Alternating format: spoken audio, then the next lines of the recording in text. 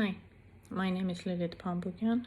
Today is my presentation about the social disorganization perspective. The social disorganization perspective follows substance users to their living area and environment. Specifically, Park and Burgers divided the city into natural areas and focused on area characteristics for explanation of deviance, crime, and other social disorganization problems. Despite individual differences, all three studies show the ecological conditions such as substandard housing, low income, and unrelated people living together predict a high incidence of delinquency. The delinquent youths are concentrated in areas characterized by physical deterioration, the disintegration, and traditional family structures, poor education, unskilled labor, poverty, alcoholism, and higher rates of adult crime. The social disorganization perspective looks into the social environment in which substance use occurs, fluctuates, persists, or desists. Social disorganization is a state of physical deterioration, spiritual disorientation, and general disorder or chaos in society. Social disorganization takes place when a society undergoes a fundamental change in a short period of time. In the non-material dimension, social organization invokes panic, restlessness, overblown optimism, ill-perceived opportunism, moral confusion, cynicism, loss of hope, depression, and mental illness. However, as it exacerbates substance use, may feedback in social disorganization, making it more explicit, severe, or long-lasting in a particular environment. When people leave their familiar environment and plunge into a new situation, they are homesick, long for their old ways of life, resist change or adjustment, and suffer from culture or location shock. Substance follows social disorganization as an evil godmother or accomplice.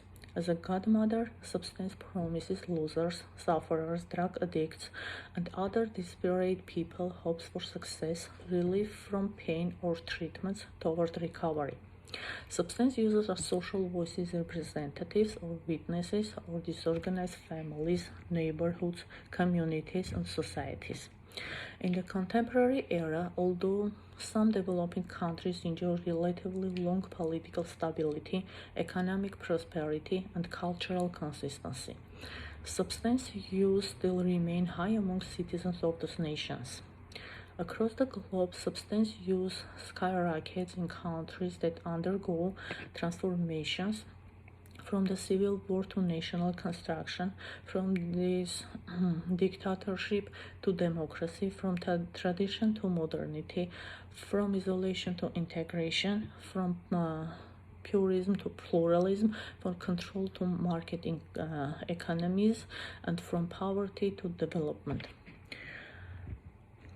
Conceptualized generally as a state of normalness, loss of control and disorder on the process as well as in the aftermath of change, disorganization can be systematically examined and 6 major components with respect to substance use and abuse.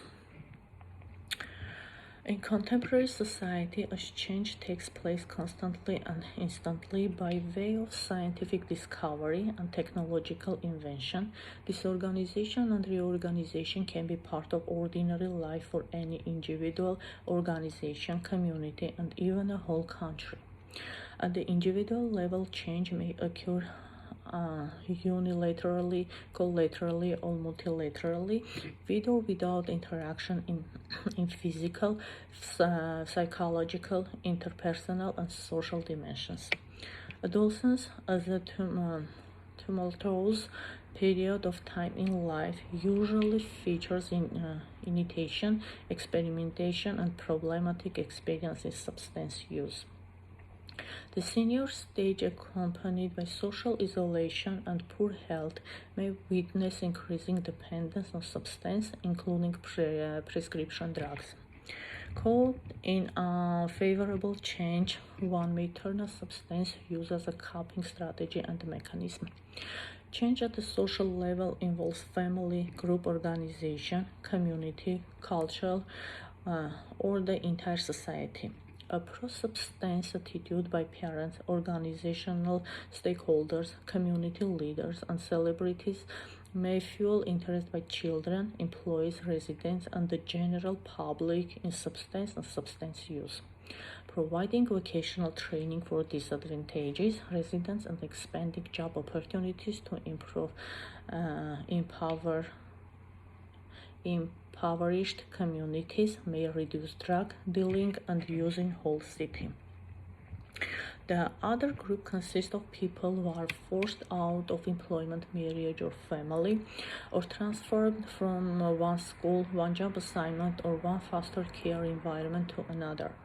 Immigrants leave their home society to enter a new country when they obtain a job, attend school, fulfill personal responsibility, or escape from war, poverty, or persecution.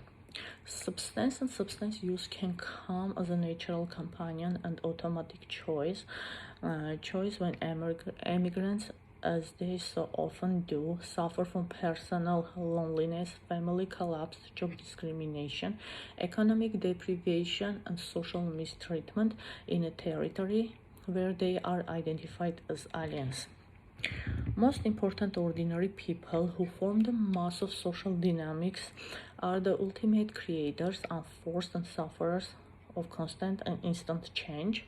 The prevalence and salience of change in contemporary life may therefore serve as a general background or bottom line for substance use, abuse, and dependency across modern and postmodern society. The material dimension concerns physical health, family situation, neighborhood condition, and overall social background. Society going through disorganization is likely to see overcrowded transportation, hubs and lines, abandoned villages or towns, slums, deserted city districts, economic volatility, political instability, and even war. A community impacted by disorganization is likely to bear graffiti, litter noise, dilapidated housing, violence, junk fighting, and the high flow of people into and out of its territory. Physical conditions as association with disorganization may prompt, support, sustain, or exacerbate substance use. Individuals in pain are likely to seek relief from substances. Unlighted street corners, dirty public restrooms, and trunks of beggars, homeless people, and sojourners in train stations, bus depots, and downtown skid rows tend to attract and hit smoking, drug dealing, and substance use. As they grow, manufacture, and transport substances in and through those disorganized countries and regions, they also create and sustain a substance use and abuse scene in local society. The non-material or spiritual dimension of social disorganization concerns national ideology, public mentality, community sentiment, family unity, and individual morality. Contradiction in beliefs, values, and social norms first confuses family members in their attitude toward substance and substance use, making them easy prey of either pro or anti-substance elements in their environment. In a disorganized community, people are either bitterly divided on moral standards or in general state of cynicism, disorientation, or enemy. Social attitudes towards substance and substance use therefore become divided. Addiction, drug dependency, criminal career, emotional instability, mental illness, and the unproductive lifestyle as a whole each epitomize and individually habitualized response to social disorganization. Groups, organizations, and communities ravaged by social disorganization may break down, be deserted, remain in ruins, or vanish from existence. They may also survive at its sites when social disorganization becomes institutionalized. Cultures, societies, and countries threatened for social disorganization may fall, collapse, and become extinct. They speak the local language, engage a local business, participate in local activities, network with local residents, and begin to perceive themselves as part of the community, culture, and social environment in which they live. In their reborn life, they either stay abstinent from substance or use substance in a way that is only congruent to their new environment. Substance users are given medical treatment, emotional support, and life-related assistance. A new culture, society, or country may come into being in the aftermath of social disorganization. Use and social reaction to substance overall remain slow, steady, and stable in proper perspective with various important issues in life and the social agenda.